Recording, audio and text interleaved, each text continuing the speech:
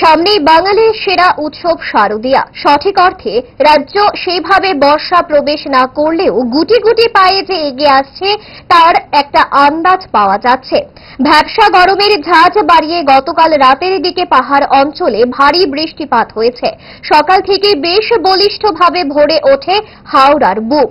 কুল ছাপিয়ে জল চলে আসে জনপদে। রাজধানীর চন্দ্রপুর বলদাখাল এলাকায় ধরা পড়ে প্লাবনের ধারা। পুজোর মুখে এই সংকেত কি তবে নয়া অশনি সংকেত বয়ে আনছে? চিন্তায় কপালে ভাঁজ পড়েছে উৎসব মুখর মানুষের। নদীর বুক ভাসানো জল নিয়ে বলদাখাল এলাকার মানুষের কি বক্তব্য?